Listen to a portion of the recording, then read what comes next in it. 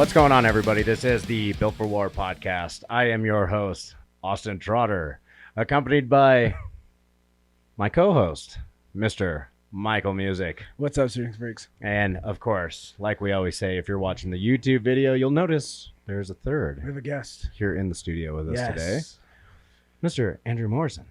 What's up, guys? How you for having doing? me. Doing great, Yeah. man. Yeah, Thanks for coming, dude. but You guys. before we get into You just hold your horses. the third course, we need to go through the first and second course. Let's just get down to business right now, okay? Get down to business, Mike. All right. We always got to shout out our sponsors. Jumped fucking into it getting too ahead of quick. yourself. Whoa. No, as always, we got to shout out our sponsors, help us out in this podcast. So first and foremost, we got to talk about Cerberus Strength Server strength. USA. And what are Yes, we sir. talking about today? Today we are talking about the Ultra wrist wraps. Ooh. Now, I don't know about you. I have decently strong wrists. Yep. But having that extra support is really nice for overhead press. I mean, well, even anything, right? Like, I find that even sometimes in farmers or funky frames, like with a bigger grip, kind of keeps the wrist from wanting to bend on you a little bit. Yeah. As your grip fatigues a little bit, like it stops you from kind of wiggling, like the farmers kind of going in and out. So I feel like whenever I do it for farmers, I clinch down on those ligaments and everything so Mhm. much that they don't really have the ability to come back out. yeah, It's like a pre-resting hook. absolutely, Yeah. absolutely. So I mean, these things can be used for many things. Yeah, overhead press or your farmers or just. To wear them as like sweatbands to look fucking cool. Like, shout out 2002s. You guys are old enough to remember those. I was only 8 years old, so. Shit. Newfound Glory and fucking good Charlotte and shit. Sweatbands. But no, I have a pair. I don't have these ones. I have their older style, the pure red ones. And I've had those things for shit now almost 2 years or 2.5 years. And they're still so solid. And it's always good. We always talk about Cerberus's their products are they're incredible, and they kind of form to your wrist, so you definitely know which one's the left and which one's the right without even looking at them. So Yeah, absolutely. but yeah, these are a game changer, guys, and they got the different as always the different links in 'em. So you got 14 inches, 24 inches, and 35 inches. Yeah, I definitely normally stay around the 24-inch range because it gives me that good enough Yeah. wrap without having just a big wad of shit on my Absolutely. wrist. And I mean, and some people, like, it's funny to me how many people don't know how to wrap their wrists. Mhm. Like, depending, right? They don't even know how to, like, actually bring it across the palm and, like, to actually hold it in. So I think some people misjudge on, they're just immediately like, oh, let's just get a 14-inch. And it's like, you're a big dude.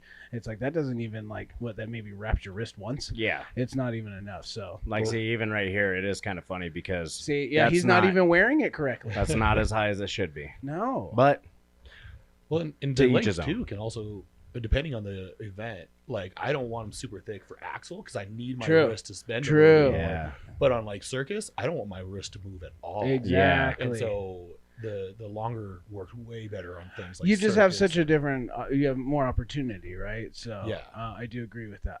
Yeah, because I guess you don't always do the same wrap. It does depend the implement that you're playing with. Yeah. So I do agree. So if you guys are doing those, make sure you get a little bit longer so you guys have just the ability to move them around a little bit. So absolutely. and those things are gonna cost you $23, $22.99. But if you guys want to save 10%, Just use that code. if you guys want to save 23 cents, 2,300 cents. I don't know if that's the right math. If you want to save $2.30, There you go.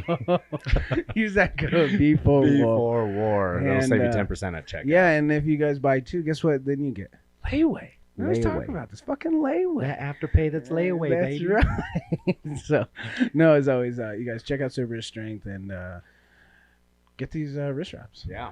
So, And for our second sponsor of the podcast, number dos. Premier TRT and Med Spa out of Yes. Thornton, Colorado. Yes. Today, we're talking about peptides. Ooh, I don't know about you, but I love peptides. they're so good for your body. Hmm Yeah. They make you feel great. They do. For those of you that don't know what peptides are, they're more or less natural chemicals that occur in the body that are more or less a synthetic blend that are injected or orally injected. I don't know if that's how you would say that, or orally digested. There we go. Yeah, that's Yeah, better. there you go. That's better. I That's like more professional. Yeah. That basically produce faster moving compounds in your body.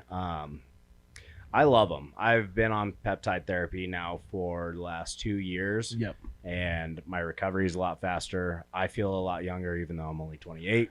Yeah. Yeah, they make me feel great. Well, yeah, and I mean that's just the thing. Like I think you hear the word peptide immediately, people immediately think anabolic. Anabolic and steroids, it's like, yeah. but no, this is like you just said. You're on peptide therapy, so these are things that like, yeah, you're putting things in your body to help you recover, which is going to give you longevity into the sport and just your overall health. And so, as we always promote, you guys need to check them out. Talk to professionals, and without a blood result, without getting that 30-minute free fucking consultation. This one is 1 hour. Ooh. 1 hour Oh free consultation. shit! This one's a 1 hour. Look at that. They upped the game. So you guys get 1 hour. You get your consultation. Get your shit checked, and you'd be surprised that you probably are low on certain peptides that could be helping you just feel so much better and recover from your workouts and everything else. And it more or less, it doesn't reverse the aging process, but it No. definitely slows it down to where you can feel like a kid again. Yeah. Right. And I'm all about that. I'm all about Absolutely. feeling good until you die. I mean, 100%. Because even then you feel even better. So true. So true. I'll play in the sandbox until I die. Well, a lot of things with peptides. I mean, Amazon used to even sell them until they got in trouble for it. 'Cause they're like, oh, but like you don't know the quality that you're kind of getting. And that's the danger when you just go out Very and buy it true. online. Very true. And so when you actually have someone like this to actually come along and actually consult it, their quality's good, their purity is going to be that 99% range and everything. And then that consultation, what they're going to help you out with is like, all right, do you need recovery? Are you trying to lose weight? Do you need some strength gains? Do you need some size gains? Like, what are you kind of looking for? Yeah. And it's a very natural, well, I mean, it's a more natural way. It's an unnatural, natural way of living. Absolutely. Yeah. Yeah. Absolutely. So, and it's, a lot of people are afraid or like growth hormones too expensive for them and stuff. And a lot of these peptides will be able to help out with like, I've been using them and they've helped out with healing. They've helped out, with a lot of things in my story, my strength journey and stuff too. So We'll get into that. Yeah, we will. Yeah. Awesome. Well, if you guys want to check out and have your strength journey go better, then check out Premier TRT and Mitzvah for your hour free consultation for peptides. You guys should go, definitely go check it out. I mean, Yeah, for an real. hour free consultation. Dude, that's huge. There's not a whole lot of people out there that'll give their time for free literally. to just talk to you. To sit down and talk to actual Yeah. professionals to know what the fuck they're talking about. So make sure you guys go get that done. Yep. You guys check those out. We got the links in below. Always Silver Strength and Premier TRT and Mitzvah. Now Let's get into this. it's time for the steak and taters. That's right. I love potatoes. Andrew Morrison. I love being referred to as meat. So You are. How you doing, man? doing good, man. It was, Good. it was pretty cool. We all got to go train Yep. out at Nick's today. Go Yeah. get some silver dollar in. We did. I'm gonna have to. Hopefully, I can get that video of earlier Ooh. today. I'm gonna have to put that in the YouTube so that everybody can see that. Absolutely. yeah, I That got was so that. good. That was great. That was Trying so to pull good. that, big PR and forgot to lash my belt. Damn Awesome. near. And Yeah. then took a tumble. Tumble. I felt like I was only down for like a second, but You then when I were. watched the video, I was like, I was down there for a good little, probably not a minute, but a good while there. Yeah. It's crazy what happens when somebody turns the lights out. Uh-huh. Yeah. I was like, oh, that's fine. But I'm like watching the video. I was like, oh man, part of it's that I'm in a deadlift suit, so I can't move anyways in the You first just place. can't breathe. Weird. Well, and turtle, you were hooked like- to the bar because Yeah. of your figure eights too. Yeah. I gotta admit, that was a pretty graceful fall, though. Like, you did great. Like, you tucked and rolled. Well, you Like, had everybody questioning, like, is he actually going down? Because we all thought you were just I know. like, I thought taking you a were just knee. gonna, like, I really did. I thought he was gonna just kind of, like, put his chest on the bar. I think that's yeah. what I wanted to do. But And like, then you just. I have the figure eights, and then the suit's so freaking tight, I can't get Yeah. my knee down. And so it's Yeah. like, oh, I'm just going over. Like, Yeah, he's like, do a flip. And he did a flip. No, yeah, because we all just sat there and it was like, oh, he's going down. Oh, yeah. we should help. Oh, shit. Oh, shit, he actually is going down. That's crazy. It is crazy too because like after seeing you Oh, know, I know. Yeah, take so it- I've been there, dude. I've been there. Yeah. Yeah. I have yet to pass out from any kind of like 1 rep max. Yeah. I do it on the Conan's wheel every single right, time. But right. anyways, enough about me. Let's get into him. Tell us a little bit about yourself. How long have you been in the game? Where do you come from? Give us your life story. Yeah. So I'm a Colorado native, born and raised in a place called Elizabeth, Colorado. Oh, okay. On the boonies there. It's one of those places where like the cows outnumber the people. Oh, yeah. You know, Oh, yeah. like real small town type of feel. They threw a parade every time a road got paved. Like super weird town, you know, and stuff. I mean, you have to when you don't have any paved roads. Yeah. You get excited. You get the whole town got excited. I mean, you saw horses and sheep and the mayor. Yeah, it was. I mean, I was happy. I got free hot dogs every time they did this. But yeah. just a small little hick town out there and stuff. And like, you know, we lived out there our whole lives. I got into athletics. Actually, wrestling was kind of my main sport. You know, the guy that really had a huge influence in my life was my wrestling coach, who kind of came alongside and kind of modeled what a man is, what he should be. Yeah. And honestly, even my faith journey, you know, as a Christian, like he's the guy that kind of impacted me for that and kind of walked me through like faith and how it helps and how, you know, God is there for you and those things, and kind of that bridge between, you know, strength performance and then also God and stuff with it. Yeah. And so loved wrestling, you know, was a state wrestler, all those things, loved it. After that, went into MMA, and that was when it was just starting to blow up and stuff. Okay. Got my ass kicked. Do you have a tap out tattoo? I don't. Oh, No. damn it. No. Yeah. If I stayed in the sport longer, I probably would have. Or if I was even decent at it, I probably would have. Okay, that's fair. But like my first fight, man, I went against a guy named Shrek. He had Shrek tattooed on his back. He just got out of jail for underground street brawling. Oh shit. And like just Kimbo Slice, motherfucker. dude, just Yeah. pummeled me. Like, it was my first fight. I'm treating it like a wrestling match, you know, and all those things. He has no form and just headshot over and over and over again. And so my fiance, who's my wife now at that time, she was like, maybe do something different, you know, like go do something a little bit different and stuff. And so went into rugby after that. Loved rugby. Rugby was so much fun. 280 tackles a game, all those things and Hell stuff. yeah. Dude, so much fun. And then shattered my ankle, tackling a guy in the air, and we both landed on my ankle, completely demolished it and stuff. Wow. I didn't know they had rugby out here. Well, rugby's No a big shit. deal out here. Yeah. I didn't know that. Yeah. Wow. In Okay. Glendale, they have a whole stadium there and stuff like that. No Like, shit. yeah. I mean, we're not good compared to like But Europe or anything. Yeah, but still, I didn't even know like the sport was out here. Yeah. Oh, No. okay. It's a Okay. lot of fun. Yeah. So, That's rad. yeah. And so after that, you know, took some time off trying to repair and all those things, trying to figure out what to do. And then, you know, I was like, man, I need to get into something, you know, and just started strength training. Ran into a guy named Mike Burke. Oh yeah, no Yep. way. World's Yeah. strongest man, Mike Burke. Yeah. Fuck, sick. And you know, at Colorado Pro Gym, him and Stan were there, Mhm. and you know, they kind of like, I was like, dude, that's freaking awesome. Like, Yeah. you know, Mike's sitting there moving a like 900-pound frame easily, Yeah. and then sits down and eats a pack of Oreos. Sick. And I'm like, I can get behind this. I can hang out with you guys. That's Yeah. my sport. Yeah, and that's kind of what kind of got me into strongman. You know, I mean, I was a super heavyweight at the time. I think I weighed about 350 pounds or so. Oh, shit. Oh shit, Yeah, really? Yeah. After rugby, like the inactivity and then slowly getting stronger, having 4 kids, all those things and stuff like that. You Yeah. True. know, ran like, you know, didn't realize I was on like super low T from like wrestling, where you have to cut that weight and all that stuff. And so A lot of people don't realize how bad all of that shit is Yeah, for you so until you go hard. get your blood work done, and then you see exactly where your hormone and your enzyme levels are Right. sitting. yeah, I think mine, when I first got mine tested, I think my my test was sitting at 180. Wow. It was low. That's Yeah, that's low. low as So fuck. low. That's Like, even below like VA standards. yeah. Yeah. Yeah. Like the VA standards, I think start at 250. Damn. Yeah. That's nuts. Yeah. though. My doc was like, you have like the testosterone of like an 80 I year was old. just Yeah. gonna say. Because my wife was like, I was so moody with her. She's like, what is wrong? Like, go get your testosterone Yeah. tested. Yeah. Like, moody teenage girl. And so Okay. yeah. I get that. Yeah. So estrogen might have been a little raised, and T was just not there. T was not there at Oh. all. Yeah, even remotely and stuff. And so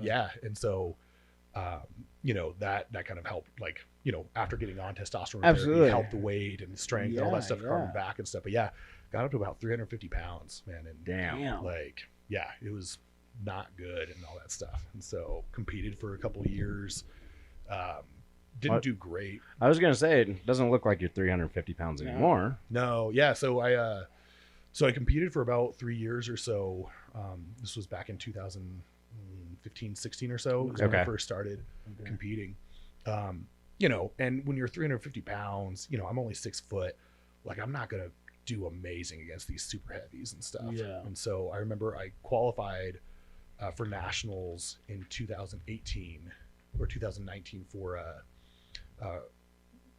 nationals at that point. Okay. And that's when I was like, I need a coach. Like, Yeah. I'm getting my ass kicked out here. I'm getting beat. And like, For no reason at yeah. all, more or less. And I was like, man, like, there's no way I'm going to be able to do well at nationals at this level. And so hired Nikki as my coach, who you know, kind of came alongside, helped me get my strength up. But then also we went into like a full like year of like just getting healthy again. Nice. So she helped me with like injury repair, a lot of imbalances that I was going through and stuff. And so in 2020, I got down to 250 pounds. Oh, Hell shit. Yeah. Wow. So, and then it was just a, you know, slowly getting my strength back up at the end of 2020 going into 2021. Okay. You know, and started actually placing again back in the, you know, top 3 most of the competitions. Kind of and losing stuff. the fat, gaining the muscle, getting back into being an athlete instead of just static monster, more or less. Exactly. Yeah. Yeah. Because I think, you know, I had like a 310 log press and stuff, which I was pretty happy with at that That's time. it. Yeah. You know, and stuff. But if it was a moving event or a medley, like Some type of yoke or medley. Yeah. yeah, I was just not going to do well at it. Yeah. And then afterwards I was like, oh, I'm like, you know, kind of hitting that middle of the pack for most events, and a few events, like, you know, I've got a you know, now my log's gone up decently and my dead's gone up and all these things and stuff. So it's, you know, we're finding more of those strength suits for us and stuff. Yeah, for but sure. Yeah. Sick. Okay. So it's been a really good strength journey itself into there. And then we went through like a huge, like, you know, there was a whole new thing that kind of came from that, from years of being 350 pounds. Damn. And stuff, where I ended up having like a widowmaker heart attack. Wow. Yeah. End of going into 2021, widowmaker heart attack. Was deadlifting, trying to get ready for nationals in 2021. I think they had like a 700 deadlift or something like that. I don't remember what it was, but For USS? yeah, Okay. it was USS. Was that the one that we all went to? I thought that was 2022. That was 2022. We yeah. went to 2022s. Yeah. Yeah, so in 2021, that's what it was supposed to be. And I remember training, and all of a sudden my ears burning like crazy. That's what I remember specifically. Was my ear burning, and you know, was just a little bit out of breath. I thought I was having like a little bit of an asthma attack. Okay.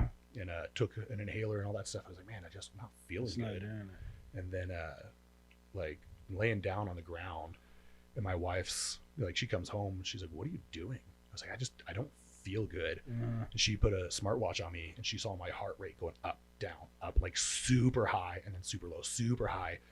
And she's like, I think we need to go to the ER or the hospital. And I'm usually not one to do that even remotely. Yeah. And I was like, yeah, something's off. Like, something does not feel good. And luckily we started going there, because we started driving, and like most of the time when you're in pain, you can kind of feel something happen, and you can calm yourself down. Like, Yeah.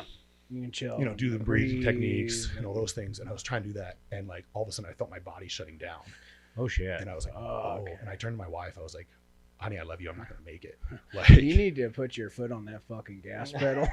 yeah. And so luckily she pulled over. She called 911. Fuck. And like, you know, by God's grace, like the ambulance had just done there was a false alarm call. They went out a block away. No shit. Yeah. And so she pulled into this parking lot, and they were there. They thought I was having an anxiety attack. Okay. Hooked me up to an EKG. They're like, oh, you're having a heart attack. And I was like, dude, I'm right. 33 years old, like Yeah. at that time. Yeah. And they're like, you're having a heart attack. This is called a widowmaker heart attack, because you don't have any of the normal symptoms. But like, we need to get there going now. And so got down to the hospital, you know, and all of a sudden, like, my body's just really shutting down. Yeah. And they were able to go in, like, right through here, remove the clot, put in the stent in all under 15 minutes. Wow. It Holy was shit. insane. But they were like, if you had waited even another 10 minutes, you wouldn't be here today. Wow. Like, it was insane. Absolutely insane. That's wild, man. So, yeah. And it was by God's grace, like, again, like, Yeah. Absolutely. He kinda That came in. paramedics just happened to be they there. just happened to be right there and stuff, you Right, know. to help you out, get you. You know, they did like a lot of things, and I had 2 valves that weren't working very well. But outside of that, my heart was in really good shape from losing the weight and all those things. Okay. Like, honestly, if you hadn't lost that weight, we don't think There's no chance. there's no chance Yeah. you would have been able to make it and stuff. And so they ask you normal questions like, what are you are you doing cocaine? Are you doing all these things? No, I'm not doing any of that stuff. Not every day. Yeah. It doesn't look good for the church on Sundays, and stuff, when I'm preaching to them and stuff. So, we going through that stuff, and they found out like, okay, yeah, your weight contributed to it, but more importantly, like, the amount of stress I was constantly putting myself under. Yeah.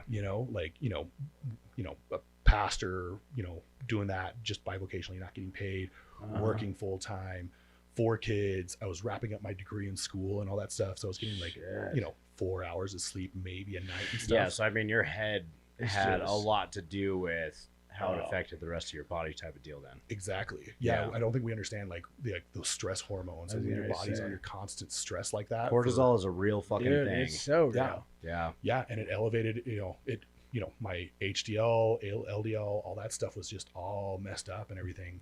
And it produces, the clots and stuff. And so they were like, you got to figure out how to chill the fuck out, man. Like you've got to chill out and stuff. And so that was a big eye opener for me. I'm like, okay, how do I chill out? How do I calm down? What do I need to do and stuff? And so going through therapy, learning like this type A personality, kind of working through those things, how to shut it down and how to turn it off, not to be so worried about how other people perceive me and putting on that display and stuff, and just enjoying life in the moment where I'm at. Yeah. So, yeah. And then even, going into competitions, that changed my mindset, where I was always like, okay, I want to do this so I can do this, so I can do this, as opposed to like, it was amazing how fast I was able to recover. Because I had the heart attack in April, and by September, I was able to compete again. Nice. Okay. And so had my first competition, did well at that, had a second competition at Iron Warrior. Yep. And stuff, and ended up winning it. Nice. And it was just kind of going in there like, okay, I'm just going to have fun. Was that the Rumble? Yeah. Okay. The green shirt, dark green. Yeah. Yeah, I was there for that one. That was my first middleweight open. Nice. Yeah. Nice, man. Yeah. I placed last. Oh. That's funny. But yeah, it was crazy. And like now kind of going into it, like, yeah, obviously I want to do well in strength sports, but like, just enjoying the moment, enjoying what I'm trying to do, not letting it get to what extent. Yeah. Exactly. Like, and not overtraining, hanging out with the family, really kind of enjoying like, I could do all these great things and all these big things. We always, especially as men, we have like this drive, of like, I want to leave this legacy. Absolutely. I got to be alive to fucking leave a legacy. Yeah, for sure. Like, you read about all these great guys like Churchill and like, in church world, you'll read about Spurgeon and, Moody. They all died at like 45, 50 years old. And it's like, cool, you made this massive short stint impact. Yeah. But then like, what about, you could have been around so much longer if you just enjoyed. Well, and you're right. And I think you get so captivated by what you want, where you want to be and where you can be, but you don't even live the day-to-day journey of things, right? And it takes all the way to the point of like heart attack or damn near deathbed to be like, man, I really would have wished I had enjoyed that fucking picnic that we took on the other day. Yeah. Instead, I was just irritated because I needed to be training because training was going to lead into that comp, which was going to lead into this, which was going to lead into. And it is always funny because I notice it's the people who have either like been close to death or have been locked up that they get out and enjoy like the simplest moments. Because it really is always that. Like, of course, we always talk about like should strive, like shoot for the stars, or what is it? Shoot for the moon, and if you miss, you land on the stars. But like, you should still like enjoy the journey as it is, because it's the simplest little conversations, or even these moments right now that are just like that you're gonna impact and remember, and that's also. It's so fucking important, and I think too many people are just like, you're so well. And today, right, everything's just fucking now, and like trying to get to the next, just dopamine. Yeah, I mean that's the biggest thing that I can't understand anymore is that we just have such like short attention spans when it comes to certain things anymore, that we don't pay attention to the small things in life, like being able to watch your first kid take his first step. You know, like. Being able to see your wife on a weekly date, like you kind of blow past those things because you're so mind driven on. Absolutely. And I mean, me personally, like I am very, very type A personality, and it's very hard for me to even slow down sometimes. There's sometimes where my wife has to even sit me down and be like, learn to love the small things. Yeah. Yeah. Well, and like it's interesting because those type A personalities, everyone will latch onto you, and it feels good. It feels great Because it's like I can get more done than the average person, Yeah. and it feeds our ego like crazy. And so the corporate world will use the hell out of you. Even unfortunately, like the religious world will do it. Like, I was absolutely. inside the church, and churches were always like, man, you could do so much, like you're not even paid, and like just imagine if we even paid you and all that stuff. And, Yeah. all these things, and it feels good to know like I can knock out all these things, but it's always a hurried mindset, and so it feeds our ego, but it's killing us. Like talking to these docs, they're like, yeah, like there's so many millennials and Gen Z that are having these heart attacks in their 30s. I just saw my cardiologist not too long ago, and he's like, yeah, I just saw another guy. He was 25 years old, like wasn't on like, immediately we go with, oh, they're either on like tren and some ones that really fuck up your heart, or they're doing cocaine and all. He was a skier, like, bike rider, all those things. Very, very cardiovascularly trained, like very, healthy very guy. healthy. Yeah. And like, it was the same thing where like he finished a bike ride and he's like, oh, I feel fine, sat down. And all of a sudden, like, same thing that he just like, and it's this stress mentality that we don't know how to manage it. And we put ourselves in too bad. You're about to have your first kid, right? Yeah. And like the worst thing, the thing that I regret the most, I have a 13-year-old now. My daughter's 13. So I've got a 13-year-old, I've got an 11-year-old, I've got a 8-year-old, and then a 6-year-old. Okay. And so, yeah, I got a bunch of them. I'm not Mormon, I promise. We just really like kids and what makes kids. So, Yes. Yeah. So, yes. I've been practicing for a long time for this one. Yeah. So, but like the worst thing, like, and there's so much pressure that comes from, and it's well-intended people, but they're like, your child isn't developing fast enough, or like you want to be the 99th percentile that, my kid's walking first or saying their first word. And we're constantly throwing in this pressure to like, cool, my kid's rolled over. And then once my kid's rolled over, I got to push him, like time to crawl. Immediately. Yeah. Okay, you've crawled. Now it's time to take your first step. Now it's time to walk. Now it's time to run.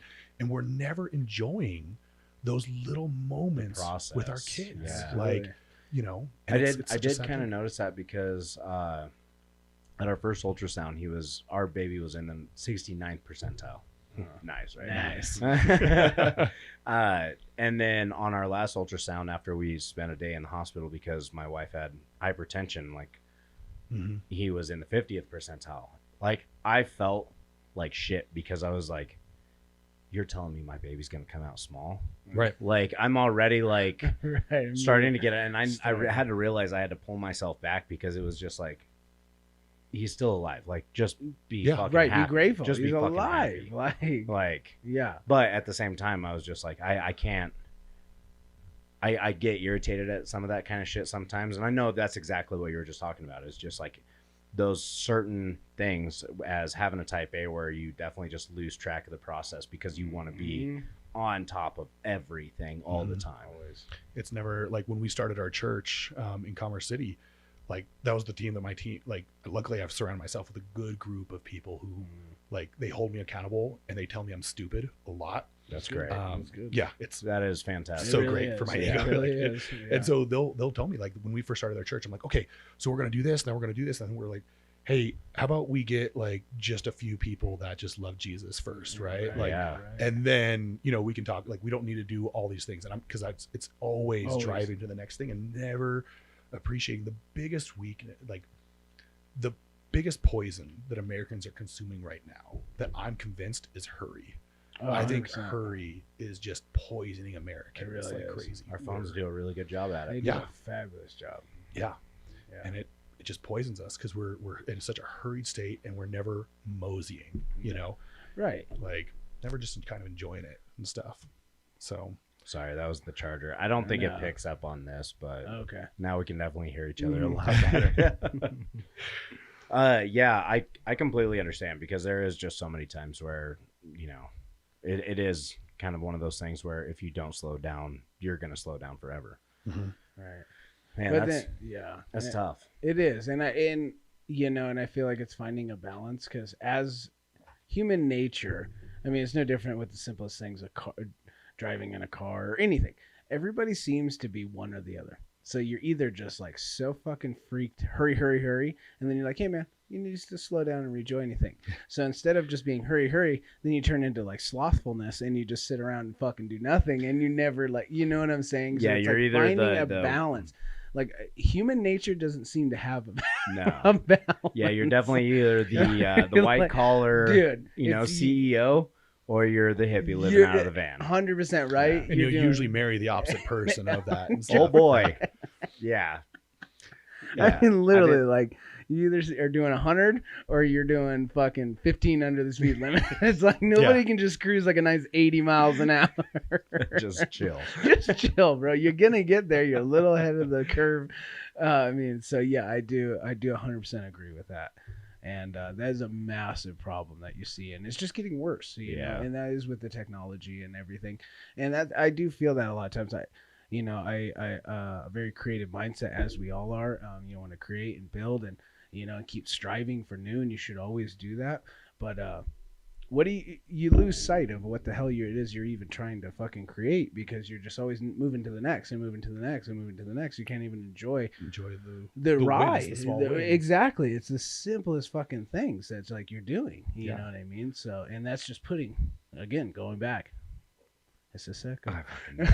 No, but it goes back to that. Like, even though you feel like you're doing good because you're accomplishing, you're checking off the list every single fucking day, and just like bam, bam, bam, I got 12 hours work done in 6 hours, and I'm still going to the gym, kind of a thing. So you feel good, you're stroking that ego, but it's like that stress on the backside is just fucking killing you slowly. And it's like, how long are you gonna last like that, homie? Like you were talking about, people dying at 40. It's like, cool, I would rather live till I'm 60 and just like take the road a little lower, and eventually you're gonna get there, but everybody's trying to get there by 30. And it's like, cool, so you can die at 32.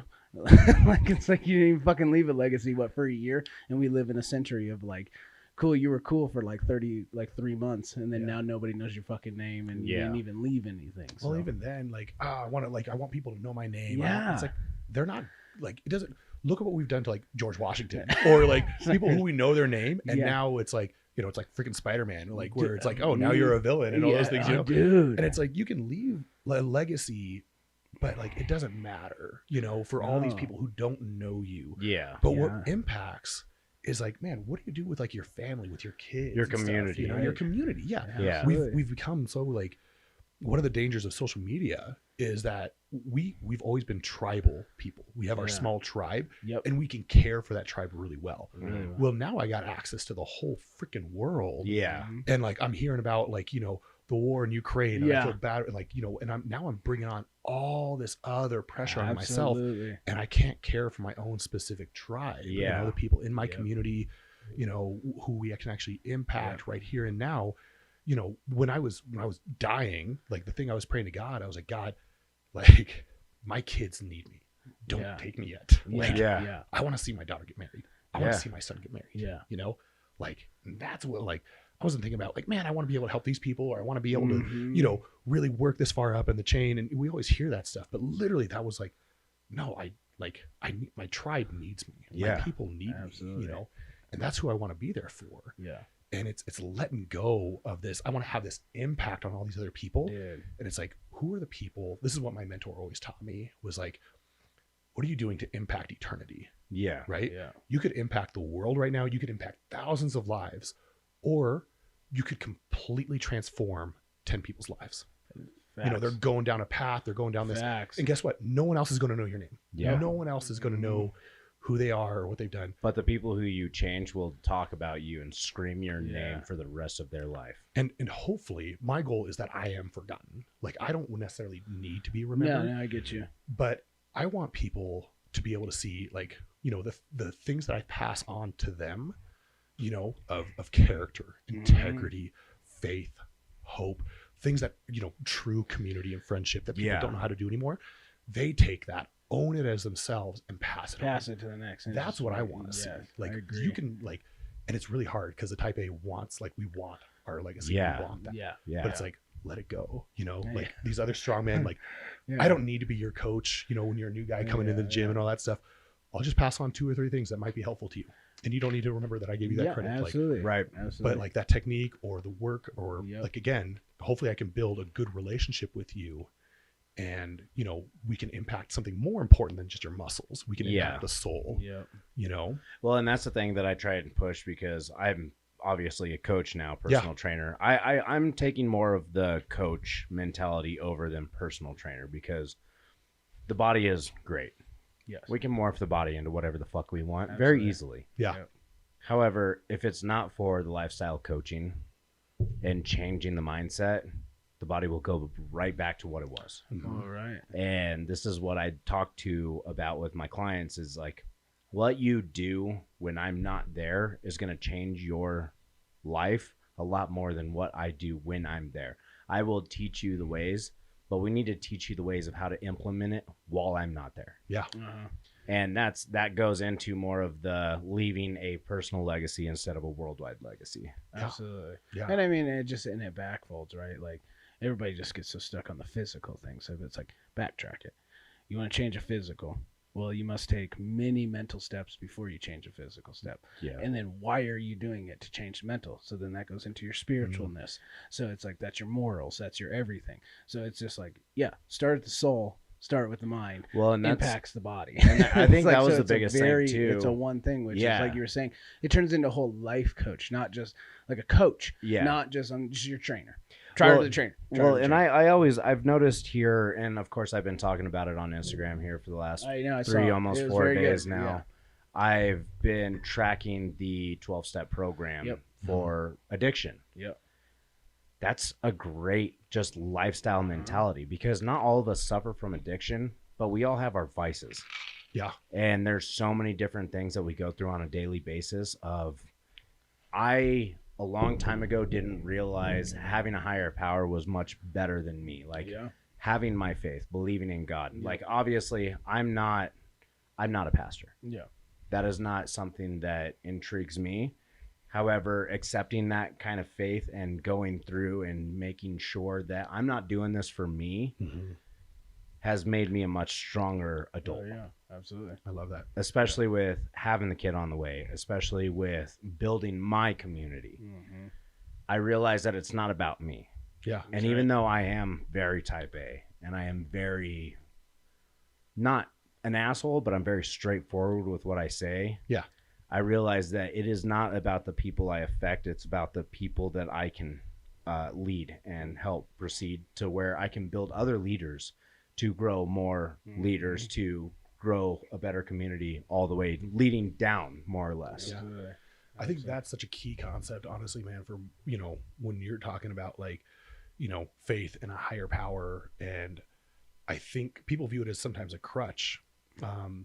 And in some cases, fine. Like, to me, I'm like, okay, if it's a crutch, like, it's a powerful crutch. Like, I'll take that. Yeah. But in a lot of ways, like, it's that freeing capability, and I think it adds a lot to us too. Like, you were like, did you find, like, when you started kind of exploring, like, faith and having that higher power in God and stuff, did you find that it kind of brought like a new community to you and stuff?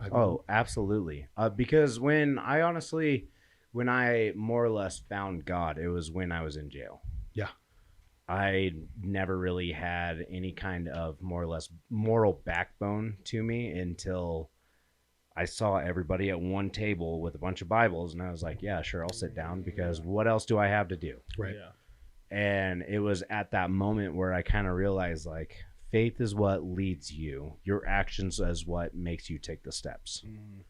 Like, that's kind of what pulled everything together. And from there on out, like, there's times that I won't lose faith, but I'll take a step back from it, because obviously terrible shit happens.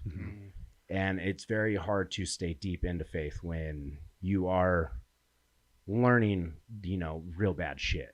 Right. Yeah. When you're talking about like taking a step back in faith and stuff, what is that? Like, what does that kind of look like? Taking a step back is more or less, for like, at least for me personally, is me just not falling heavily into it, and more or less just being like, well, this is just shit that happens. I need more work. I need to get more shit done. Like, I've always been brought up on the saying, you don't have fucking problems. You just have more work to do. Yeah. It's a very Seth Feroce fucking saying, but at the same time, like, it is true. Like, My family's not dying of cancer. My son is just fine. Like my wife is just fine. Like I don't have problems. Mhm. I just have more fucking work to do. So there's sometimes where I will just put my head down. I'll fucking work. And I do I don't, like I said, I don't lose faith, but I don't stay as heavily invested into it as maybe I should. Mhm. Yeah. I get that. Like, so it's kind of like, you know, you're kind of taking back control a little bit to try to like run with it essentially. Is that? Yeah, that's a good way of putting it for sure. Yeah. Yeah. And I think honestly, like everyone's going to go through those type of things. Yeah. You know, like we'll always have those type of moments. We'll step back or whatever it might be. And I don't think that's always bad. Like, cause I think like God makes it pretty clear of like, yeah, hey, there's a time to rest. There is a time to like back, but then there is a time to actually like, go do something. You know, Well, and it stuff is funny too, because I always find myself when I come out of it, I'm heavier into it. Yeah. You know, when I come back out of it, I'm just like, I got to do this. I got to take care of this. And then when I get back into it, I find myself deeper into the word. Yeah. You know, I find myself believing in a lot more things throughout, you know, the book that like, obviously I am a Christian, you know, it's not just a higher power for me, Right. but it is, I do find myself becoming more and more like into it as I come out of the funk more or less. Yeah, I get you. And I think eventually what we kind of get to in our, like, you know, the whole process isn't about like, can I be a better person and stuff like that? Like, I'll always be a crappy person. Like, I will always make bad decisions. I will always naturally be very selfish. But eventually I start learning of like, you know, faith is that direction of like, okay, what should be done in this moment, right? Like that has the like eternity focus, like what's going to impact eternity. And faith is taking a step out into those things. And so faith can be, we start learning of like, instead of me taking control of asking in this situation, where is the next step, right? And that's how you kind of start balancing out like those works and things that you need to do and stuff. And it might be a very busy season for us, but like that's the thing, like one of the things that I've had to learn the most about is like life is a season. There's a season for me to like put my head down and step out in faith and do things. There's also a season for me to take a step back and like just chill. Like I can't do anything more. I can't do anything about this. I need to just relax and like kind of creating those, like seeing the season and creating a rhythm around that, you know, where we can kind of enjoy these moments, where we can kind of enjoy, you know. Well, and that's always been like the holidays for me. Thanksgiving to Christmas, that's my time of relaxation. I don't do shit. I still go to the gym, but I'm not training for anything. I'm not doing anything. That is like literally from the Thursday that Thanksgiving falls on to December 26th, I am on airplane mode. Yeah. Well, like, and you were even talking about, Austin, a little bit about how like when like we're going through these seasons and stuff of you know, looking for that higher power and what we're supposed to do. And I think, Mike, actually you were bringing this up too about like the soul and the body and all those things. Like when we're training, we have to take a rest day. We can't constantly, otherwise we get hurt. We hurt ourselves, right? You can only put yourself under so much stress before you just break. And there's only so many like, you know, competitions you can kind of do. There's, because we're human. Like we're not God. We're not someone that can do all these things. We are human. But like when we learn how to like rest, like I started implementing something that was like, the Bible talks about this like Sabbath thing. And it's got all these like, you know, a lot of people have these weird thoughts about it, but it's really like, how do you refresh as opposed to not do anything? Exactly. Right? And so like, how can I refresh my body, my soul, my spirit? Because all those kind of connect, you know, where like, if my body is exhausted and burnt out, my soul, who I am as a person, is also going to be exhausted, just burnt out, and just a dick. Right? And then if my soul's like that, my connection with my higher with God, which is the spirit, is then like also just foobar. Burned out. And so, but if I can learn how to refresh all of those, like on a normal basis, like it changes how your whole week goes, how your training goes, all those type of things. Whereas like, you know, if I take Friday, right, and I just learn how to like, how do I actually restore? Like for me, it's very light activity. Going for like a walk, doing something is really refreshing. some fun activity in the gym, right? Something like that. And then A walk with the dogs is the most underrated it's so therapy. yeah. And Like learning, not going on the walk with the dog with like, I'm going to learn this thing too, right? Like that's yeah, all yeah. put on. Literally just taking the dog, putting it on a leash, and just walking until you can't walk anymore. That'll fucking teach you everything that you need to know about yourself at that moment.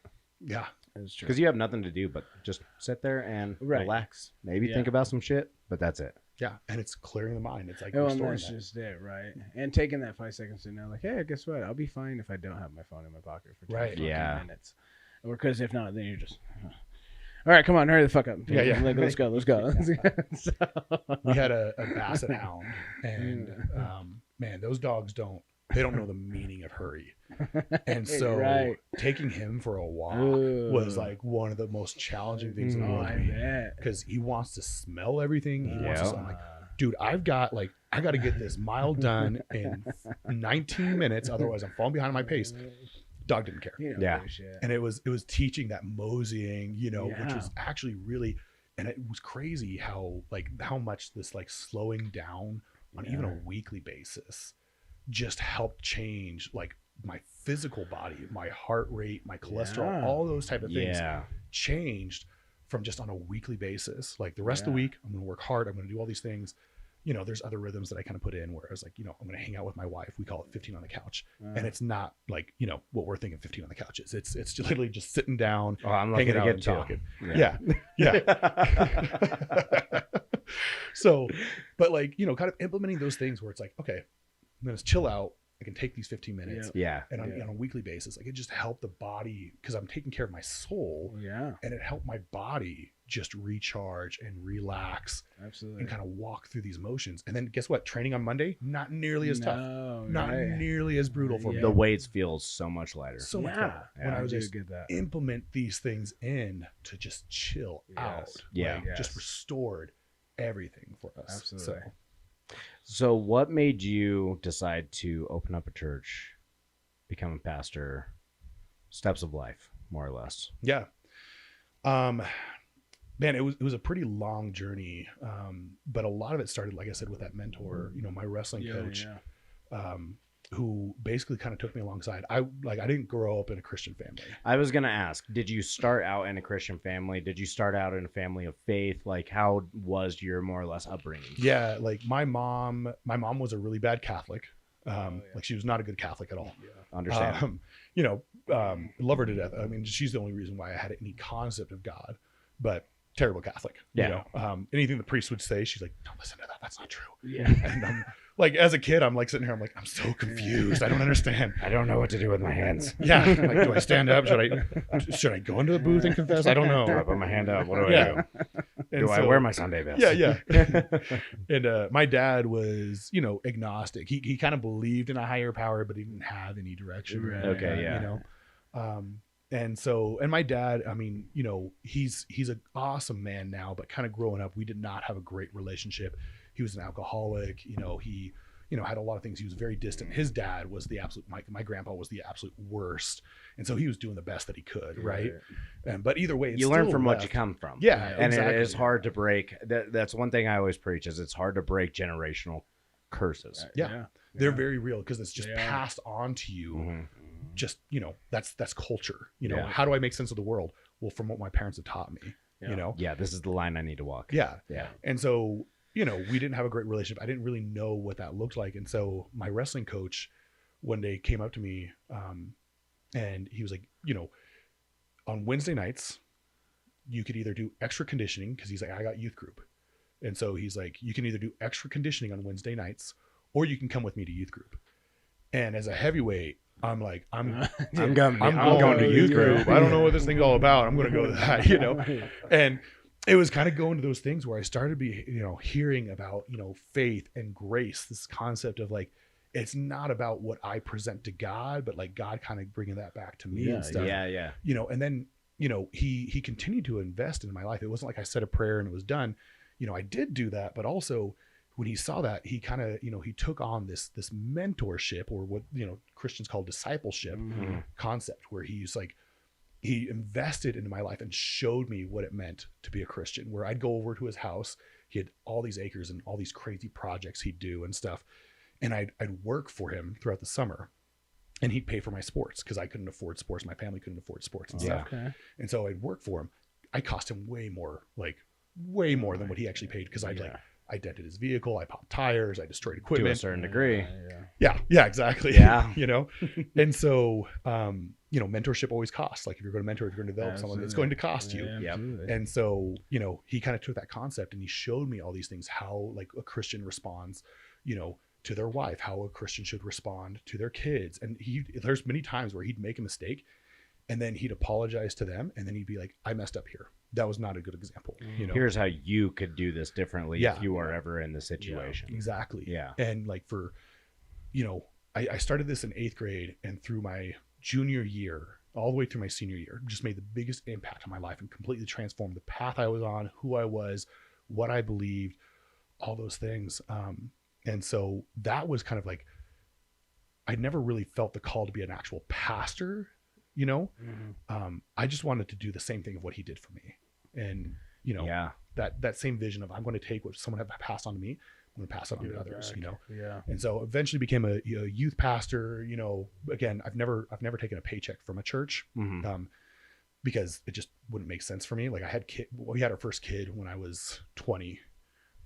We got married when my wife was 18 and I was 20. Okay. And we had our first kid, when I was 21 and my wife was 19. And so like could never justify kind of going into like, you know, what, you know, they call like, you know, the holy vocation and stuff. Yeah. You know, because it just didn't make sense. But I just continuously invested into kids and and teenagers who were in these same paths where honestly the rest of the world had kind of given up on them. The world had kind of viewed them as like their mess ups, their screw ups. Right. For sure. But what they needed was just one person to really invest in them. Absolutely. Yeah. And I just repeated that over and over again, you know, to where like some of the guys right now are just amazing young men who, where they were just absolute, they would have been trash. They would have been absolute trash, you know, and just taking on that investment. And people have told me like, you should be a pastor. You should start a church. I was like, oh, that's a lot of work. I don't really want to do that. You know? Yeah. You're like, I'd rather just help people Yeah. than take on more or less the responsibilities of upholding an entire community. Yeah, exactly. And Yeah. like, there was always an attraction to that, of course. Like I'd be lying if I wouldn't, like, but it was just like, it just would never make sense, you know? And so I loved working with teenagers, did that for about 10 years. And then just really had a very specific call of like, you know what, I need to take this discipleship idea, you know, this mentorship, and like youth groups do a really good job of this. Colleges do a really good job of that. The church in general usually struggles with it. Like actually investing into people. I've noticed that with a lot of churches. I'm not going to name names, but obviously, for me at least, I get very turned off on big church. Yeah. Big church, anything that is super just pushed down the throat. I don't like that. That is not Christianity to me. That. Yeah. I want to get together with 20 to 50 of my people and be one community. Yep. Yeah. Like that's what church is to me. That's what I was very like, you know, more or less turned on to church when I was a child, like going through, because I've been baptized probably 4 times. Yeah.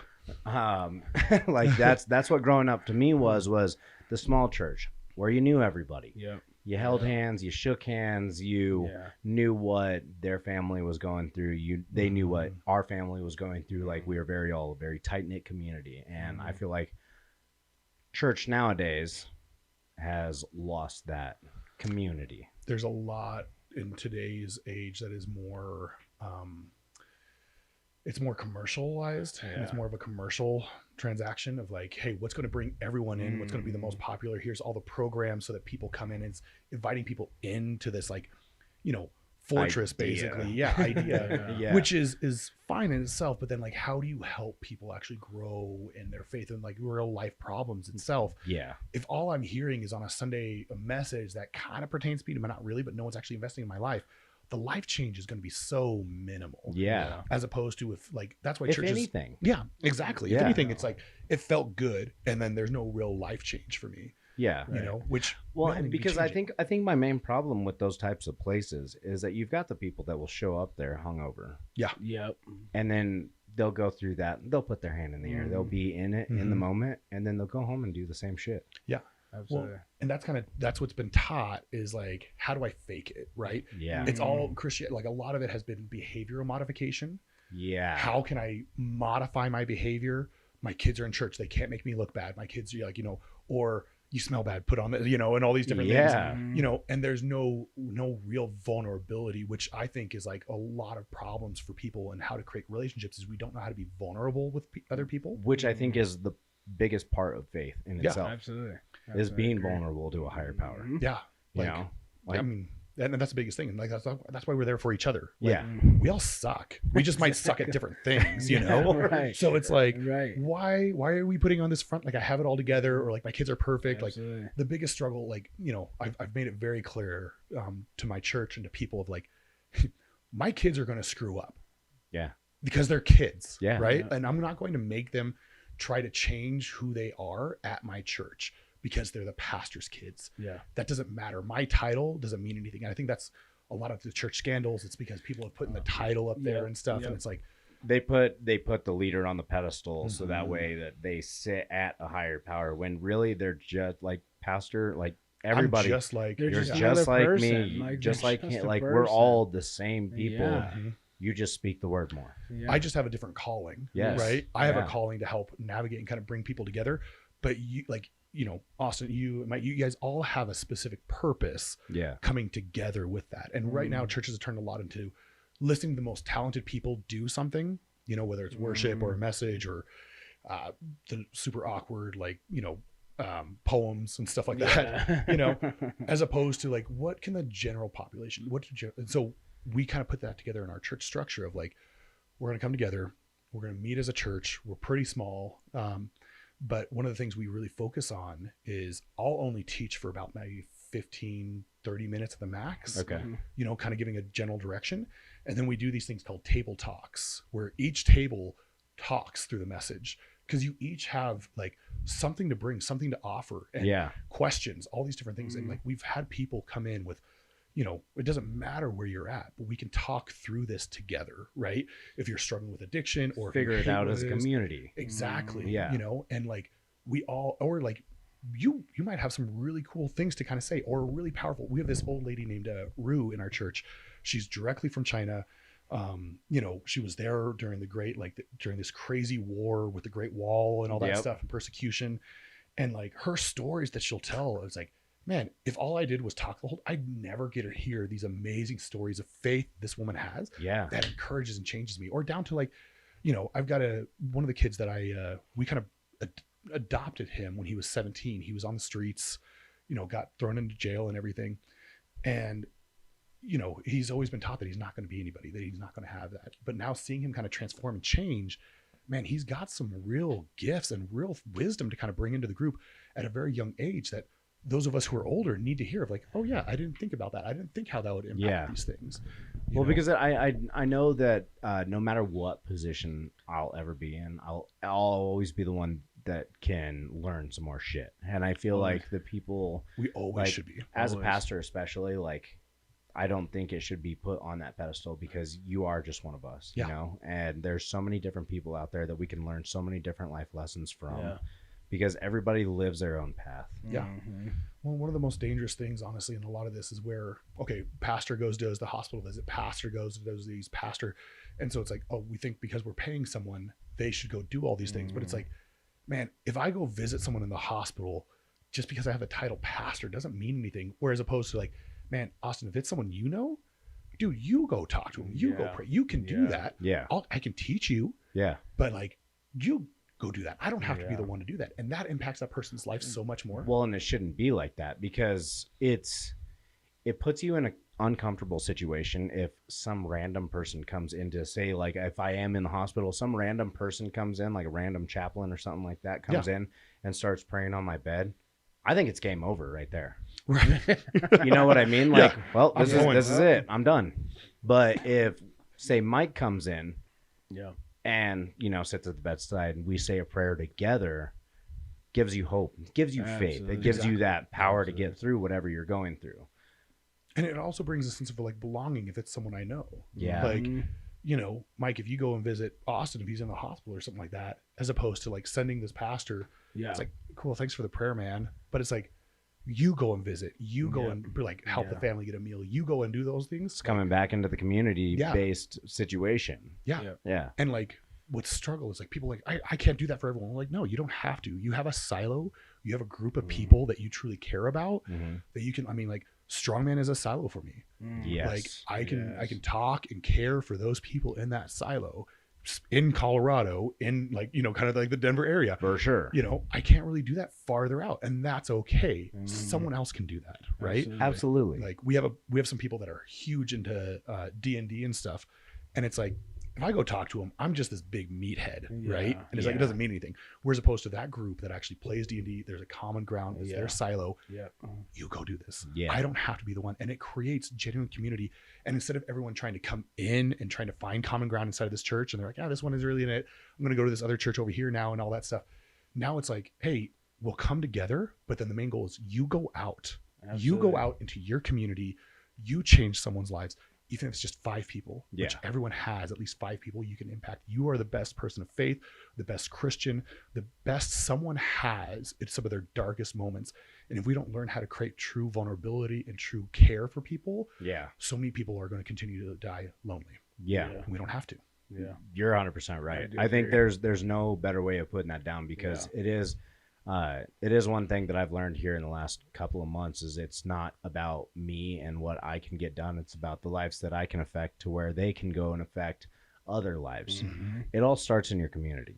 It really does. That's where it starts. Like, even with the whole political shit that's going on right now, no matter what the next president is that comes in, they're not going to fix any of the shit that's going on right now. It's going to be all of us. Self-betterment. It's going to be producing the best self and producing the best community around you, because in our community we have a certain amount of people. Every single one of those people have a community outside of their own little certain people. It's just it's a compounding effect. And letting go of these barriers that kind of like, you know, you're Republican, you're liberal, like all those things. And like, hey, we're all people. We like there's good things to both sides, you know, despite like. And it's like, how can you care for someone and still see them? Like, everyone's trying to dehumanize people. Well, and everybody wants a fucking label. Yeah. Everybody wants I'm fucking Republican. I am the liberal. You know, I am like a feminist. Like, I am very masculine. How about you just be a good person? Yeah. Just be you. Yeah. Like, and you might have certain things, and that's okay. Guess what? If we disagree, I can learn from you. I can like, you know, one of the best things I did was to continuously stop feeding my mind with all the political agenda, so I could just hear from people and see people. I like, as a pastor, I do not engage in arguments on social media. I do not. We can talk in person. But like, because on social media, guess what? I can super dehumanize you and just be the meanest, cruelest person in the world. Well, and you lose. You definitely lose so much emotion when it comes to text. Absolutely. Like, you can feel a certain type of way, but it'll feel completely different as soon as it gets sent. And best marriage advice I ever got was like, do not text when you're angry. No. Like, that's the one thing. Like, as soon, because obviously my wife and I are not perfect. As soon as we get into arguments, I say, I'm not texting you. I will not call you. We will talk about this in person. And that will be it. If the attitude doesn't change, not my problem. We figure it out in person, because once we get into person, it doesn't escalate into something that it should not be. Right. You know, you're not coming home screaming in through the neighborhood, fucking trashing the truck into the driveway, like slamming the, like, it becomes because one the of trash those. didn't get put out. Like, It becomes one of those simple things where you walk in, you go, hey, this is what I have a problem with. This is what I have a problem with. Let's solve it. Well, and then it's done in 5 minutes. Like, the more and more we can just see each other as humans and as people and just let go of those barriers. Everyone's trying to fight. There was a really good book about, it's called Christian in the Age of Outrage. And it's talking about like, everyone's fighting for a seat at the table because they think their table's getting taken away, their spot's getting taken away. And that's no one's agenda. No one's agenda is to take out someone's spot. Everyone just wants to be heard, and we're afraid we're not going to. So if I can just listen to you, if I can just hear you, like, people are like, what's your stance as a pastor? What's your stance on this? What's your stance on this? Well, it's like, Why do you care? Why does that like, matter? let's talk through what that means. Right. What's your stance Yeah. on abortion? Well, let's talk through what that means, you know, like, because there might be certain things that, like, listen, like, there's a lot of difficult things in life, and in general, there's a general principle, there's a general truth, and there is absolute truth. Mhm. But guess what? Life sucks, and there's things, and like, you know, we've had people in our church who have had abortions and stuff, and it's like, hey, you know what? You're still loved. You're still here. There's several people that are going through a divorce. Guess what? I'm not going to ostracize you. I'm not going to push you out. We're still here. There's people that are, you know, dealing with drug addictions. It's like, come here. One of the kids I've been discipling, he just got his girlfriend pregnant, and he helps out at our church a lot. And so one of the things that I did is I had him come up. Before the whole church, we talked about this, and I was like, listen, yes, she's pregnant. Yes, they're not married because they're human. Yeah. And, you know, life is hard, you know, and so that's okay. We're going to love them. We are going to support them. It's not like they're sitting there and saying, like, you know, this is what everyone should do. They acknowledge it was a problem. Yeah. So we're just going to support the people with where they're at. And if anyone has a problem with this, if anyone in this church has a problem with, you know, they need to be kicked out of the church or he can't help out, let me see your phone. Yeah. Let me see your phone. Let's look at your porn. Let's look at let's look at your search right, history. right. Because guess what? We all suck. And that's the thing that I tell everybody that tries to you know, put down other people is like, you got a lot of skeletons in your closet too. Mm-hmm. Because I bet if we went through your not only just phone history, but your overall human history, Yeah. we'd find some really bad shit on you. We'd find out, like, wow, you're not a great person. Your shit's just not brought to light. Yeah. Like, you know, the title of pastor. Guess what? I still suck. I still say the wrong things to my kid. I did that even this morning where I got mad at him and I was completely wrong. And I had to be like, Jack, I'm sorry. Like, I thought you were doing this. This is my bad. Right. Yeah. And that happens all the time in life where I think I have the right information. I probably don't, or I have the right information and I willingly choose the wrong thing. Mm-hmm. But if I show grace to other people, that's the whole, like when the Bible talks about like a plank in your own eye. Yeah. Like the whole concept isn't to be perfect or any of those things. It's like, I need to show the same grace that I want other people to show me. Because guess what? I'm going to screw up. And when I screw up, I want the ability to go to my people and be like, guys, I screwed up. Forgive me, help me in this, and them loving me and supporting me like I'm hopefully doing with them right now, as opposed to be like, if I go to them, they are going to be so pissed and they are going to hate me. They're not going to want anything to do with me and stuff because I've created that, like, I'm up here. Animosity. Yeah. Yeah. And it's like, you judge this person, you did this to this person. It's like, no, I've loved this person, even though they've been weak. I want to care for them because I am in that same spot. Right. And like, I will be in that same spot more than what most people would probably be willing to admit. And it's like, that's showing grace to each other. Yeah. That's what we have to do. It's not what I deserve. It's not what I've earned. It's understanding. Well, and we're all on our own journey. Yeah. I mean, that's what it comes down to. I'm not perfect. I've never been perfect. Mhm. But what I can do to help others, that's all that matters at the end of the day. Because I remember how many people I fucked over. Yeah. I remember everybody's faces. I remember everybody's names. I remember the shitty positions that I was in as a shitbag teenager, you know, just being a shitbag. Just look at how we treat our parents sometimes. Yeah. Like, Yeah. Yeah, I remember all of that. And those are the instances where when it does get hard, I can take a look back and just be like, life's not that bad. Yeah. It's not that bad. This person has it way worse than me. What can I do to help? What can I do to influence? Because that's more or less what it breaks down into. Yeah. What do you do when life is that bad? That's what, like, because sometimes life really, like, that moment is so stressful, so intense that it's like, this is the worst. Man, I'll tell you what, last week I slipped up and I fucked up real bad. Last week because my wife and I were in the hospital overnight. Mm-hmm. When I got out, I fucking went to the golf course and ended up drinking too much and just, I let the alcohol get the best of me on that day.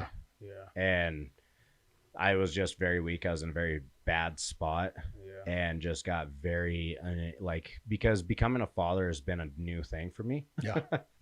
To say the least, because this is my first kid, you know. Yeah. There for the longest time before I had met my wife, I had never wanted a kid. But now I'm very in tune with everything. I want a kid. I want to be a father. Like I yearn for that. So having that pulled from me, like having the chance of having that pulled from me, I didn't exactly know how to react. That was the worst thing that I normally did. Was just turned to alcohol and turned into, well, I guess it's fuck me then, right? Right. You know, most of the time though, if I do have a bad situation or I'm feeling all the way on my low end, man, most of the time I keep to myself and I just try and focus on my relationship. Yeah. That's most of the time is I become like through the bad shit me and my wife go through, we become way better afterwards. Like even better than we already are. Yeah. Yeah. What about you, Mike? I kind of I agree with him. I don't really indulge necessarily in alcohol. I'm very much a gluttony, very much, and so I very much kind of shut everybody else out. And just more of just fall into that line. That's something that I definitely deal with on a day-to-day basis, as just like the self-torment of gluttony. And so it's just more shutting everybody else out, people that would want to help. I feel like I need to take the weight of the world myself, because in some definitely the devil in some way, a lot of spiritual warfare. It very much put me where I feel I should be, you know what I mean? And so if it's something that seems like it's just a trail of like one thing after the next, it's some way in my mind I let it overcome of just like, you fucking deserve every bit of that. Yeah. So just take it. And it's like, and then some part of me, like, is it like, I never said I was sane. So in some piece of it, it's just like, well, this is what I deserve. So, and then being, type A and everything else, it's like, well, fucking bring it. So I might as well take it all on. So make it the absolute worst. Absolutely, like bring me every fucking thing you got. So I'll just get into that spiralness of it. And then so my faith is, which I'm very much deep in, is just constantly searching for just that grace and that joy and that peace of like, you do deserve the happiness, you do deserve this, and like so forth. And so yeah, it's more of in that realm. Yeah, it's crazy because like, maybe like, and there's even moments where maybe I don't even deserve this, right? Yeah, like, but it's like, that's the whole story of the Bible and of God, and it's like, you don't deserve this, but that's okay. Like I love you, so I'm gonna give this to you anyways. Like, and that's the thing. Like, it's so crazy because like, some of my darkest moments, like after my heart attack, like they were like, you'll never be able to work out again. Like the most you can do is maybe go for a walk, maybe a bike ride, and that's about it. Because like they thought that I was like completely fucked at that point. Yeah. And like that put me in such one of the lowest lows I've ever been in. Because it's like, man, like it's one of my biggest coping mechanisms is working out and striving in those areas.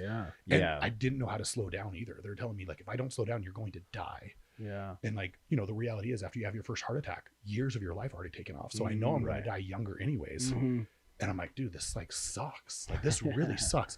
And the number one thing that, that both of you said is like, I began to like isolate. Yeah, I don't want anyone in my life. Let me sit in my own misery. Let me sit in my own muck. Like, woe is me. Like, I feel like that's a very type A type of deal is to, as soon as something terrible happens to you, right, you isolate because you don't want to hurt others. I was just getting ready to say, it's kind of more just like you're looking out for everybody else. Because I feel like don't that's take the weight of it. Like I'll take it. Like that's how I feel like I've always been, even though same. I haven't always had the most type A personality. Yeah, I feel like I kind of grew into it, to be honest. very much. I have always produced type A personality on other people, but like me recognizing it, it wasn't until here in the last like 6-7 years where I was like, I know I am this person. Like I know I am who exactly I produce. Absolutely. I was the same way, whereas like I wasn't always, probably, but through life. And then I found out that like, again, that praise moment of like, wow, look at what you've gotten done. Yeah. And that's what I stuck to. And like what that did is that actually isolated and kind of like, it silenced a lot of the other positive attributes of like a non-type A personality, you know, like my creativity. I used to be a huge writer. I would write, I would do poems, had this super creative side to me, art and everything. And as more and more I latched on that type A personality, that creative side began to die. Yeah. Because I just like, this is the side that everyone wants to see. This is the side that like, I may not be. And when I worked through therapy, what they kind of worked through with me of like, I was a kid, I was, always a fat kid. I couldn't talk until I was like 3 years old. I remember taking a math class, like a math or a test, and like everyone passed and I failed. And I was like, there's something wrong with me. Like, I'm not smart. Like I was the only kid that I've known who's ever had to repeat freaking preschool. Like I couldn't pass preschool. And I was like, fine, people could be smarter than me, but they're not going to outwork me. Yeah, And so I just ran with that so hard. Isn't so that funny how passionate. that works? It was like, and again, that's praised. Like people praise that, but then in the end, like that killed part of me. Yeah. That like really enjoy, that fuck you mentality. Yeah. I think because I've always been more or less the runt of all of my friends. Mm-hmm. And I think it was when I did start to work out, when I did start to get bigger, when I did start to get stronger, and people looked at me like, oh wow, you're not that 6'1", 165-pound guy anymore. Right. Like you're actually something. Where I started to recognize, like, I think my emotions and my physicality has already put this out into the world, but it wasn't until I recognized it to where I started more or less embracing it. But yeah, it is that thing where it ends up killing you in the end. Yeah, absolutely. It kills you. And then like when you fail, you don't want anyone to see you fail. And I think that like that's and part of my drives you fucking nuts. Drives me insane. Yep. And so I think like when I was going through that depression, and everything afterwards, and like them telling me this, I failed at literally almost failed at life. Like, it was almost taken from me. Yeah. And so like just isolating, not wanting to talk to other people, and just taking everything. So like, I remember people reaching out to me and being so frustrated with them of like, just leave me the fuck alone. Right. Don't talk to me. I'm fine. Yeah, I'm fine. And yeah. like, and I was not not fine, and like, I think there's some of it, Mike, like what you were talking about, where you kind of push people away because you don't want them to carry the I do that to my wife a lot. Yeah. I do that to I think all of us do. Yeah. But, and so like, I think for some people, like, and I still have to struggle with that. Well, my wife's like, I want to help you. Yeah. But again, it's a person I will fix this. Mm-hmm. Right. Yeah, And it's like, I don't I want to protect you, but also I need to fix this. And it's like, I can't, like, I suck. I need people in my life to help me who know how to slow. Like my wife is perfect at moseying and like slowing down. Yeah. And like when I don't know how to, Hannah, what would you do in this moment? And she's like, oh, I just wouldn't do anything.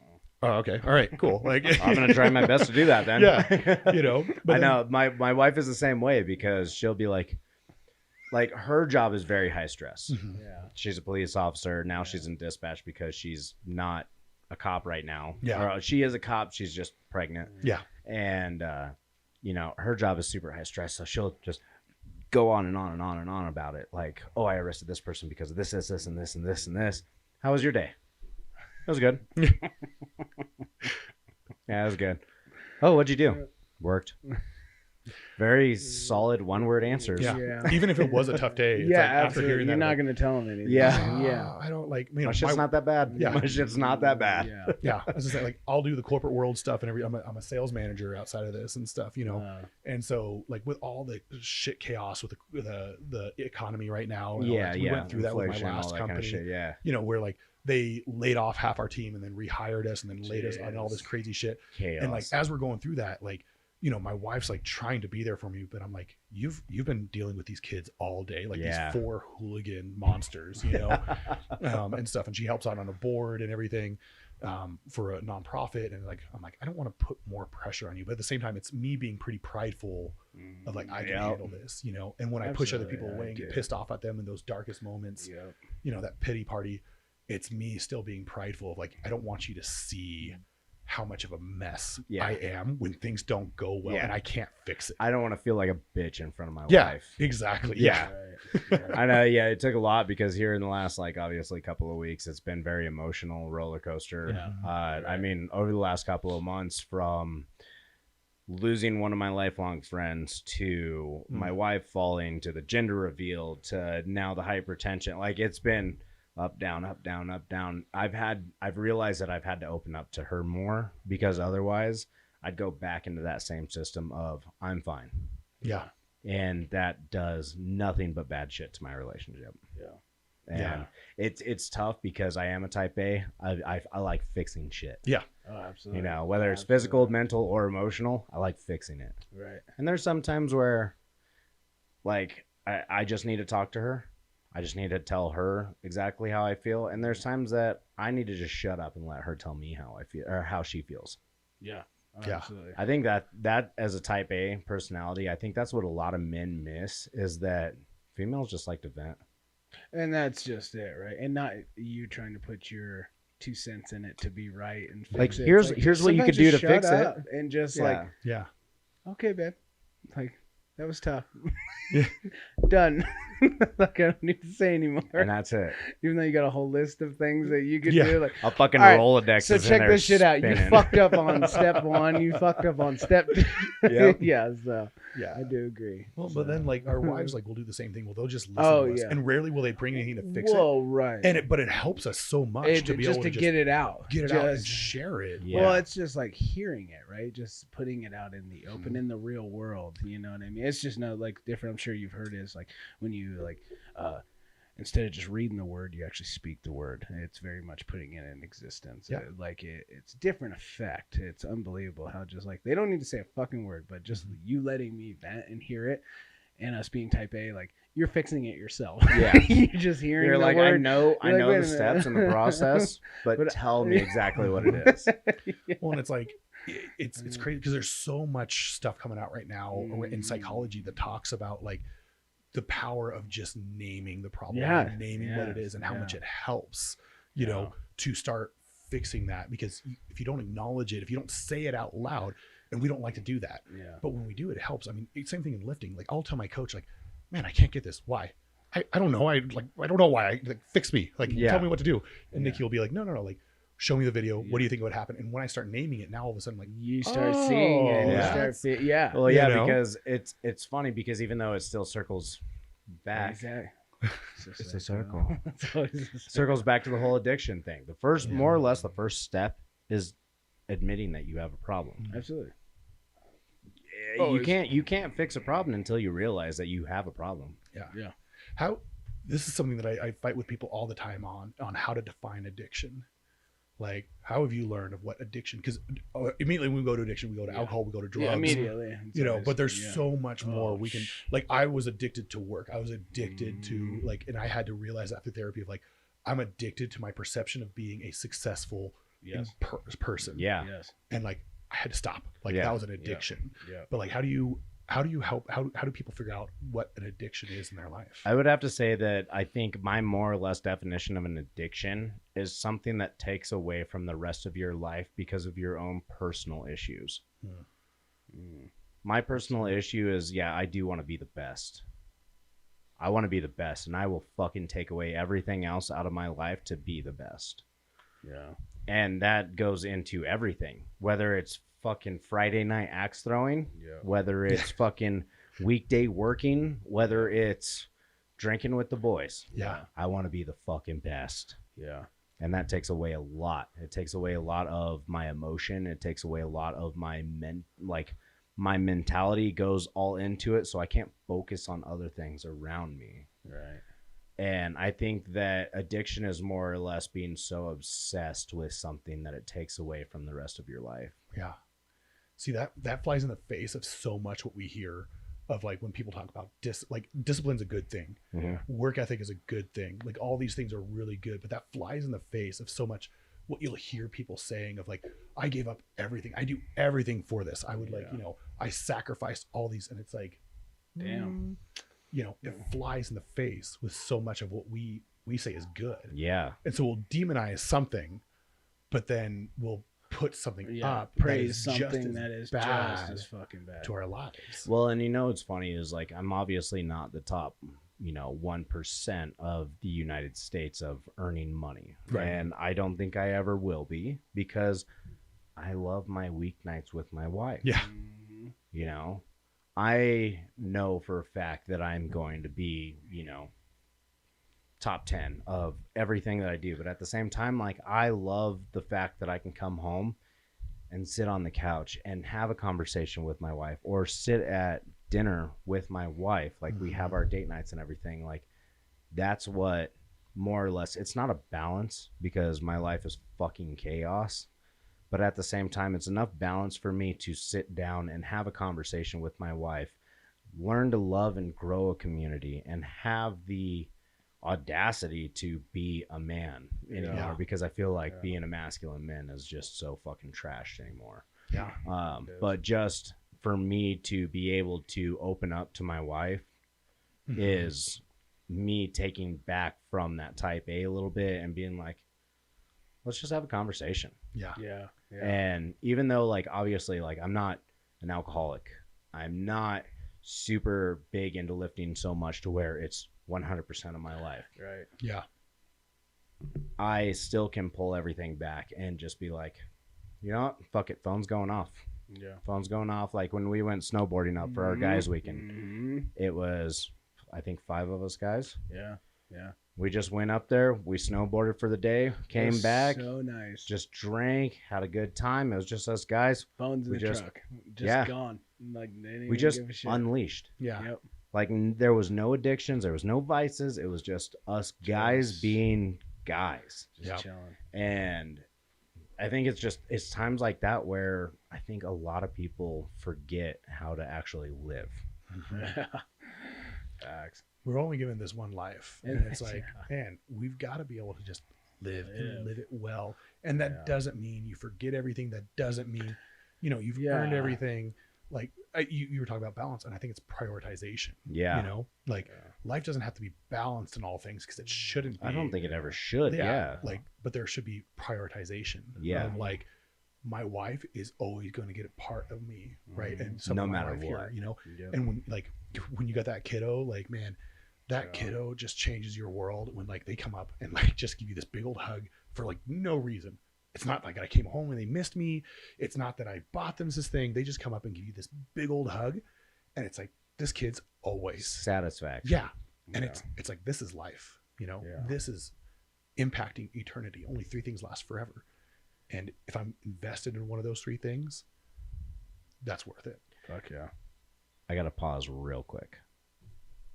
Okay. Sorry. Quick pause. It's all good.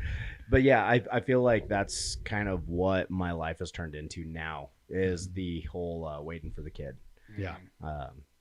You asked me the question of addiction. I want to hear from you what it is for you.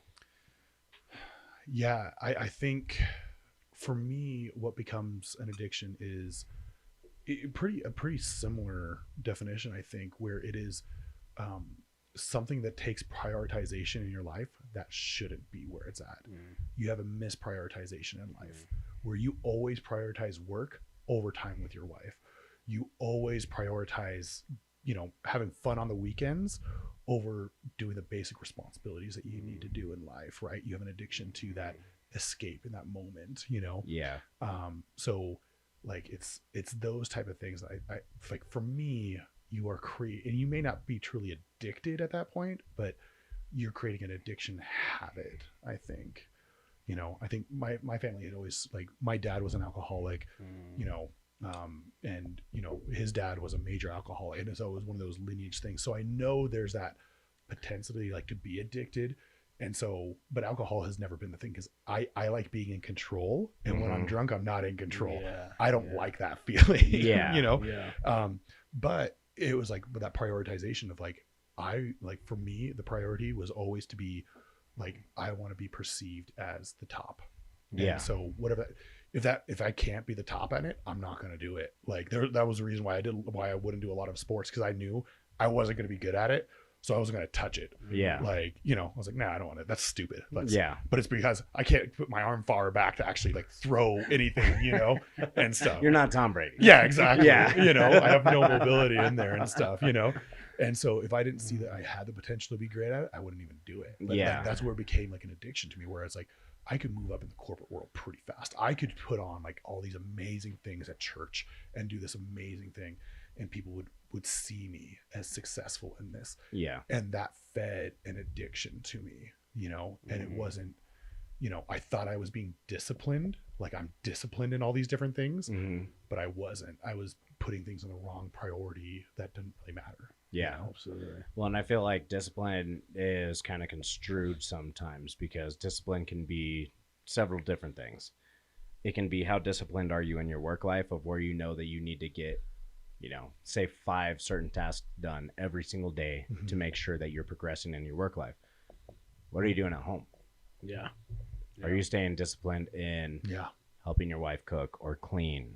Are you helping, your kids grow? Are you helping your neighbor, like, shovel their driveway because they're elderly and they fought a fucking war? Like, there's so much different things when it comes to discipline, that it's like, we should all fucking wake up, drink a gallon of water every day, eat our food. I mean, I feel like that's just normal shit. We shouldn't have to have a discipline to that. Yeah. That's like the pre thing of being alive that you should have already on the books to begin with. I think discipline can definitely just be misconstrued, and it's a tough situation because, like you were saying, you know, you take priority in some things, but other things may hold too much priority over others. Yeah, Absolutely. I agree. well, and it's like, you know, you're talking about like the basic, like, yeah, people would eat because it was like a discipline of what they needed to do, and now we eat just because, like, yeah, I really want to, or like, you know, or it is that addiction side of things. It's like I need to look a certain way, or and so I eat for that, and it's like you're no longer being really disciplined in that, you know, or, you know, even being disciplined in rest. If a lot of people saw how we work and how we kind of do things, they're like, when are you going to chill out? Oh, I got the weekend. Well, you don't even chill out then. Then you're running to these 8 different things. You're doing this. You're doing all these different things. You're not disciplined in like some of the basics of like rest. Yeah. You know, where, you know, up until like, you know, the industrial age, there were whole seasons people could rest. So I'd work my ass off for a long season, but then I'd rest. Yeah. And now I have the ability where I can work all year long, but I've taken that as like, I don't need to rest. Yeah. Like, Absolutely. like, no. Like that's a life discipline. Well, and I feel like men definitely try and take on as much providing as possible. It was on a different podcast that I was listening to, but it is funny because we don't realize how resilient women are. Yeah.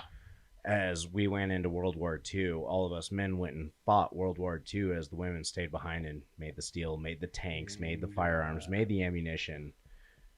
The women can do just as much as us men. Yeah. Maybe not to the certain physical strength that we can, or, you know, there is a difference between a male and a female for sure. But at the same time, like, I feel like as type A alphas that we pull a lot of our responsibility and everybody else's responsibility onto ourselves. And it's a tough situation, but it is what it is at the end of the day. And I feel like a lot of us need to be able to look in the mirror and be like, we should probably just relax for a little bit, unload, because if we keep on loading and keep on trucking, it's a matter before we end up in a ditch and fuck everything up that we work for. It's a ticking time bomb. Yeah.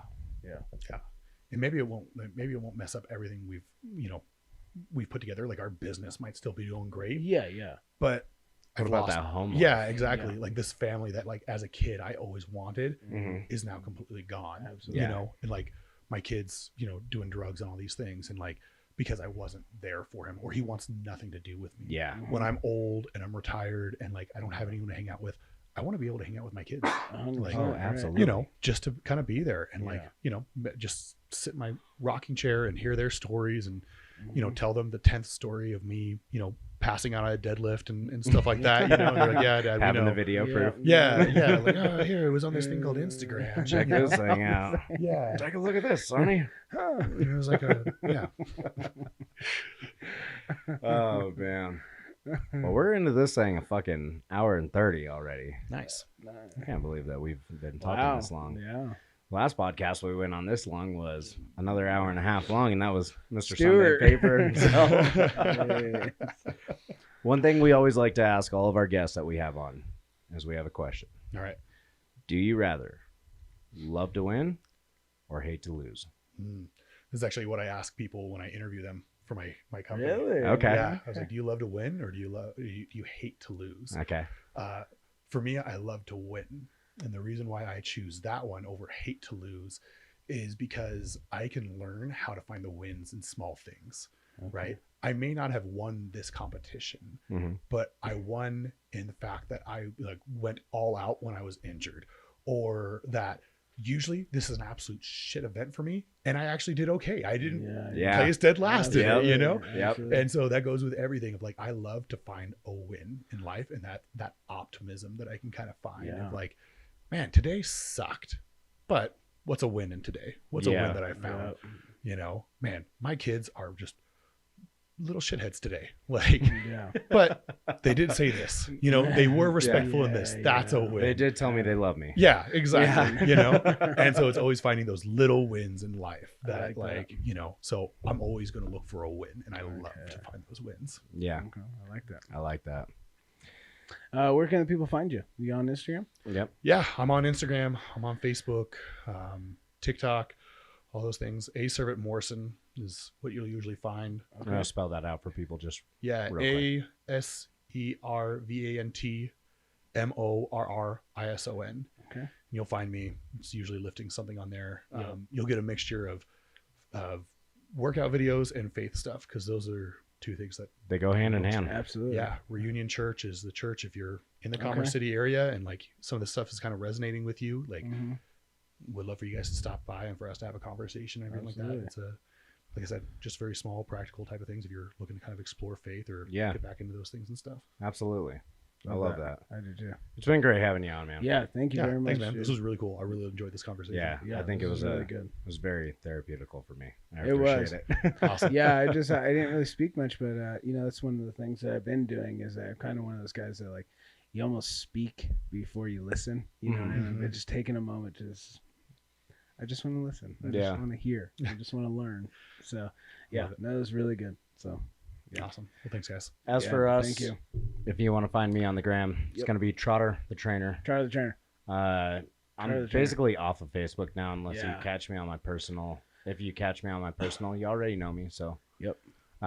Mike, Yeah, same. I'm on Facebook, but I mean, he's also under Trotter the Trainer. yep, try the trainer. No. Yeah, you guys can check me on Facebook or Instagram at michael.lee.music. So, If you want to check out any of the personal coaching, online training, all of that kind of stuff, go to www.builtforwarstrength.com. Go click on the personal training tab. There you can find everything that you need, all of our different services. yeah, Other than that, I think that's it. yeah, and as always, guys check out Andrew Morrison. Yeah. Good stuff, and yeah, and Sober Strength Premier TRT. Check the link in the bio below. Give us a comment. Give us a share. Give us a like. And Give us make a- sure to subscribe to the YouTube channel For if you haven't real. already. Yeah, we always talk about this, guys. Yeah. So Andrew, it's been great having you yeah, on. thank you, brother. Thanks, guys. Appreciate This it was really very good. much. Love it. Yeah. Absolutely. We'll have to have you on here the next couple of months again. Absolutely. Would love it. Sweet. So, All right. all right, man. Well, you guys have a good rest of your week. Stay strong. Go do good shit. Later.